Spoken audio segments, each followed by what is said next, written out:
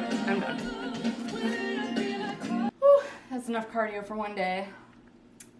I've decided I'm gonna try to open every video with a bit, so apologies in advance. So today is another informative video. I don't know how y'all roped me into doing this many informative videos fresh out the gate, but we gonna do it. We gonna get it done. It's what the people want. Here today we are in the coach's corner. Normally we're on the couch. I know y'all miss it. We'll be back on the couch next time. Rest assured, I'm looking at it now and it's chilling as inanimate objects often do. Today we are going to be going over positioning in the deadlift, specifically the starting positions. I want to eventually do a video generally just about mastering the unrack in the bench and the squat. I believe that your starting positions in any exercise are the most crucial because it sets the tone for the rep. If you start out of place, you're probably going to end out of place, or it's going to make the rep that much harder because your body is going to have to fight not only the weight, but to get back to where it wants to be. So I believe the starting position is crucial. We'll kind of be going over the different ways you can start your deadlift and go over the costs and benefits of each variant. And so you can pick what might be best for your body type and your goals. So I'm definitely going to have videos playing over this talking head video just to kind of demonstrate what I'm talking about, give you guys something to look at other than me and two white walls.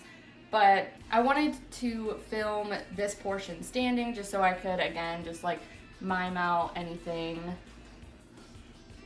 to just kind of reinforce a point or give you further demonstration. Without further ado, let's get into it. So we're going to start with the conventional. This part will be, I want to say, relatively quick compared to the sumo, just because, you know, conventional, hands outside of legs, shoulders over bar, knees bent, hips hinged, and I really don't feel that there are many ways to divert outside of that. Nothing that requires a lot of explaining. The sumo is also a more technical lift, so a lot of different ways that you can kind of tweak it, and also a lot of different ways you can mess it up. So I think that part of the video will be longer. So for the conventional, we're gonna be talking about hip height and back angle. We're gonna start with that, and we're probably gonna end with that when talking about the sumo. One thing I see a lot in the gym is when, not usually trainers, every now and then you get one that'll say this, but normally it's when you see friends coaching friends, and they usually get this cue from maybe like a bad coach in high school, or maybe they were just misled at some point or got some bad advice. But sometimes I'll see someone coaching someone to kind of really have this very upright pulling position where their chest is very tall and their back angle is very steep. And the conventional, what that does is, I believe the goal is to take the low back out of it, and it also takes some of the hamstrings out of it. Now, this is a fine starting position if you do Olympic weightlifting. Maybe you want to keep it just a little bit more specific to the clean. Is that the one where they're like... But if you're trying to use the conventional deadlift for all of its wonderful qualities to build your quads, hamstrings, and strengthen your low back and your glutes, you're going to want to have less steep of a back angle. You're going to want to hinge at the hips. You don't want to almost squat the weight up. Again, if you want to do that position, I would just recommend at that rate just doing sumo or using the hex bar. One position you'll see a lot of people use is they'll have a very like horizontal, almost torso angle. So this angle will be very hingy, very back and hamstring dominant.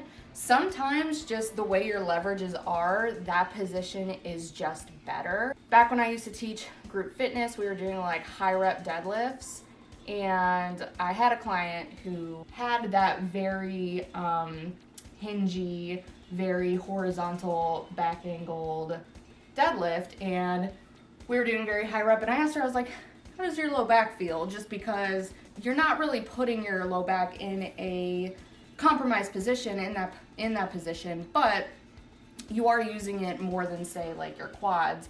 So I just asked her, I was like, how's your back? And she was like, feels fine.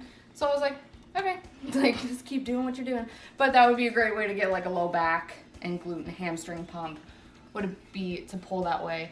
But sometimes leverages dictate a little bit more of a higher hip starting position. So super quick, stance width, grip width. So the old tried and true advice for finding your stance width in the conventional is to just perform a few box squats before you start your workout. And whatever is kind of your default stance, whatever is your go-to before you initiate the box jump, that's kind of what people recommend. That's what I recommend as well. Typically, I'll recommend a wider stance, just A, if you don't have very good mobility, B, if you have longer legs, or C, if you have a bit of a bigger belly to get around. And that's why you see strong men usually have wider stances is, well, one, they're usually like super tall, so they have generally longer limbs. Two, they got that power belly that they gotta kind of get around. So those are a few instances where you might prefer a wider stance on the conventional. Every now and then you'll see someone with a super close stance. You can't see my feet, but they're like pretty much together. A lot of that will just have to do again with kind of just the way your hips are structured. If you have narrow hips, you'll probably prefer a closer stance. Your grip width also affects your stance, so these two things can go hand in hand. I prefer a very narrow grip, so when I do pull conventional, I do have a very narrow stance. My hips are also just kind of, you can't really tell, but they are actually like pretty narrow as well, so that's just what I prefer. But if you prefer a wider grip, then you may be able to get away with a wider stance if that's also what's comfortable. The wider grip will also just make it easier for you to set your back. So again, if you kind of have less mobility in the shoulders, it might be easy for you to just grab a little bit wider to help you set your back. The closer grip also slightly shortens the range of motion. Do keep that in mind. If you do bring your grip out, you are lengthening the range of motion just a little bit. You just don't want it too narrow. This is a problem I see a lot in the sumo deadlift, which we'll talk about in a little bit. But I generally recommend just shoulder width. Finally, you just want to make sure that your shoulders are over the bar. If you find that they have a tendency to be back behind the bar, that probably also means that you have an upright back position. So we talked about that. If you find that your shoulders are in front of the bar, cut that out. And then finally, this consideration kind of inspired me to like make this video. It also applies to both the sumo and conventional, and so that's why I am finishing on this talking point. We will talk about the slightly rounded upper back or T-spine in the deadlift. So every now and then you'll see someone who likes to kind of initiate with their upper back just a little bit more rounded instead of having that really nice flat back, shoulders back, lats packed kind of starting position. They'll kind of just bring their shoulders forward a little bit. What that does is it just makes the deadlift a little bit easier off the floor. You may find that you like this a lot if you have shorter arms and or a longer torso. What that does is it lets you start the deadlift with your hips a little bit closer to the bar as well. So basically it just makes the lift like a little less hard. So again, people with unfavorable leverages for the deadlift, long torso or short arms, may prefer to start the exercise this way. However, there is a cost. The price you pay for starting the deadlift with a rounded back is you kind of not only have to worry about locking out the deadlift, but now you have to kind of straighten out your back and get your shoulders back at the top. This is important in competition because you cannot, in most federations, finish the deadlift with soft shoulders, you will be granted a no lift if that is the case. So that's why you see people when they initiate the pull with rounder shoulders, they kind of really slow down at the top, and that's because they're not only fighting the weight, they're also fighting gravity to kind of uncurl those shoulders and get them back. This is why, say, Amanda Lawrence has a very slow lockout, especially when she gets closer to that RPE 9 and 9.5, 10 range. You see she really slows down and she really has to fight with it, but she has a very strong back, and so she is able to overcome that position. So you will find that if a lifter has not as strong of a back and or glutes, they may have a really hard time finishing the lift if they start it this way. So that's just the main caveat there. If you do find that the deadlift is just very hard off the floor for you, you find that alleviates some of that, do try to focus on strengthening your back and your hips so that you are able to overcome any position that might put you in.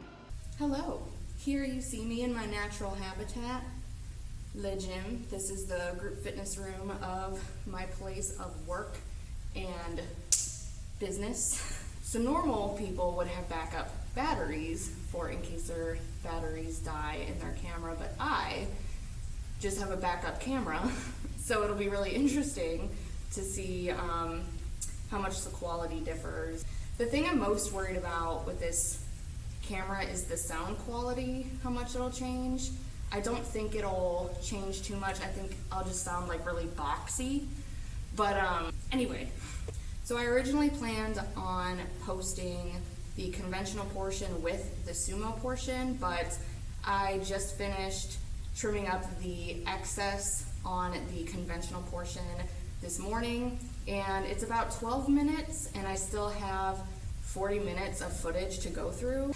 Even if I can chop that in half, which is kind of unlikely, that's still about 25 minutes of video, and I really don't want to get into the habit of recording such long form content as a newer channel. So I am just going to post 2 sections separately. This will also be kind of nice just because this increases my chances of posting this video on Friday instead of Saturday. I don't really like posting on Saturday just because y'all have better things to do than watch my ass. But also, I will be traveling next weekend, so it'll work out. I'll already have next week's video recorded and ready to go. I am going to try to have the sumo portion done by very early next week, but it's also good if, like, maybe you're just a conventional puller or maybe you're just a sumo puller, you don't really care about both sections, just one or the other. Here you go. This was the conventional portion. This is my very professional outro. If you made it this far, again, thank you so much, and I'll see you in the next one for part 2.